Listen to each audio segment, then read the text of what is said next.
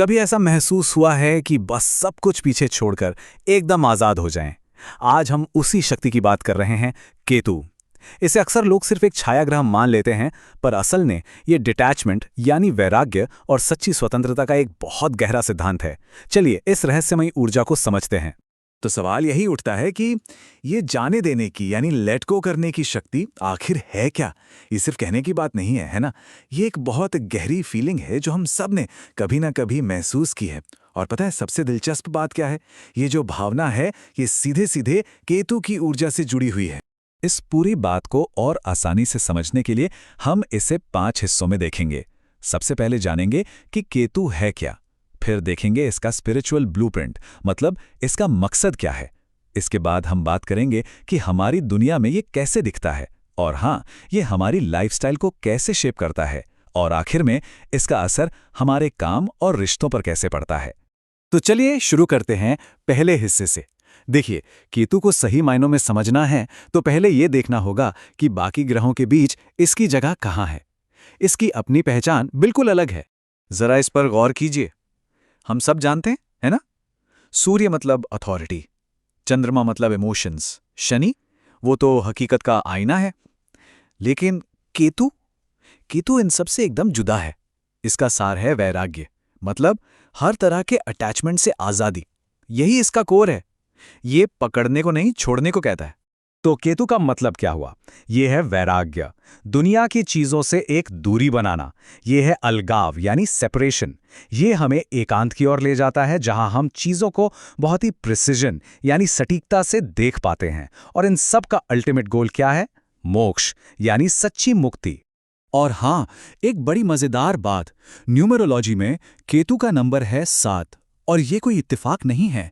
जरा सोचिए, 7 नंबर हमेशा से स्पिरिचुअलिटी, खुद की खोज और थोड़े रहस्य से जुड़ा रहा है, बिल्कुल केतु की तरह। ठीक है, तो हमने ये तो समझ लिया कि केतु है क्या, पर इसका मकसद क्या है? ये हमें किस तरफ ले जाता है? चलिए अब इसके स्पिरिचुअल ब्लूप्रिंट को डिकोड करते हैं। केतु को मोक्ष कारक कहते हैं, मतलब जो मोक्ष दिलाए। एक तरह से सोचें तो जैसे गणेश जी हमारे रास्ते के ऑब्स्टेकल्स हटाते हैं, वैसे ही केतु हमारे दिमाग के भ्रम, जो इल्यूजन है, उसे हटाता है, ताकि हम जिंदगी की हकीकत को एकदम साफ साफ देख सकें। वास्तु में भी इसकी एक खास जगह है। केतु की दिशा है दक्षिण पूर्व यानी साउथ ईस्ट। इसे अग्निकोण भी कहते हैं। पर यह बाहर की आग नहीं है, ये है अंदर के बदलाव की आग, वो आग जो हमें अंदर से ट्रांसफॉर्म करती है। और ये बात और भी गहरी हो जाती है। केतु हमारे अंदर 3 जोन्स को कंट्रोल करता है। पहला, आंतरिक अग्नि, यह हमारी डिजायर से परे की एक रिफाइंड फायर है। दूसरा, अंतरिक्ष, मतलब इनर स्पेस अवेयरनेस, खुद को जानने की समझ। और तीसरा है भृश, यानी डीप प्रोसेसिंग, जहां हम अपने एक्सपीरियंसेस को गहराई से प्रोसेस करते हैं। ये सब मिलके एक तरह से हमारी स्पिरिचुअल क्लीनिंग करते हैं। तो ये सब स्पिरिचुअल बातें तो ठीक है, पर सवाल ये है कि हमारी फिजिकल दुनिया में केतु दिखता कैसा है? असल में केतु की अपनी एक अलग ही ब्यूटी है, एक अलग ही एस्थेटिक है। ये दिखावे में नहीं, सादगी में है। केतु के रंगों में कोई चकाचौंध नहीं है, बस एक सुकून है, एक शांति है। इसका पहला रंग है स्मोकी वाइट, धुएं जैसा सफेद। सोच कर देखिए, सर्दियों की सुबह का धुंधला का या किसी हवन की राख, बस वही शांति, वही डिटैचमेंट। फिर आता है राख का रंग, ऐश कलर। राख क्या है आखिर? ये उस चीज का सिंबल है जो जल चुकी है, जो ट्रांसफॉर्म हो चुकी है। ये त्याग और बदलाव का सबसे पावरफुल सिंबल है। और तीसरा रंग है डल ब्राउन, हल्का भूरा। ये जमीन से जुड़ा है, पर इसमें कोई चमक दमक नहीं। ये सादगी और विनम्रता का रंग है। तो देखा, ये सारे रंग कितने शांत हैं, म्यूटेड हैं। ये हमें बाहर नहीं, अंदर देखने को कहते हैं। अब अगर मटेरियल्स की बात करें तो केतु का कनेक्शन प्योर सोने, चांदी से नहीं, बल्कि मिक्स्ड मेटल से है। इसके स्टोन्स भी देखिए, जैसे स्मोकी क्वार्ट्स, जो क्रिस्टल क्लियर नहीं होते।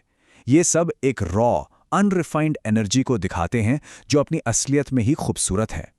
नेचर में भी केतु की झलक दिखती है। पतझड़ के मौसम के बारे में सोचिए, जब पेड़ अपनी पुरानी पत्तियां गिरा देते हैं ताकि नई आ सकें। बस यही केतु का मौसम है, ड्राई, ट्रांजिशनल, एक बदलाव का दौर। ये हमें सिखाता है कि कुछ नया पाने के लिए पुराना छोड़ना ही पड़ता है। ये जानने देने का समय है। अच्छा, तो ये सब देखकर और महसूस करके सवाल उठता है कि इस एनर्जी को अपनी जिंदगी में कैसे लाएं। इसका जवाब है मिनिमलिज्म, एक सीधी साधी सिंपल लाइफस्टाइल के जरिए। इसका असर हमारे खाने पीने पर भी दिखता है। देखिए, केतु भारी मसालेदार खाने की बात नहीं करता, ये बात करता है फास्टिंग की, कम खाने की, सूखे और सादे खाने की। यहाँ मकसद जुबान का स्वाद नहीं, बल्कि शरीर की शुद्धि यानी डिटॉक्स है।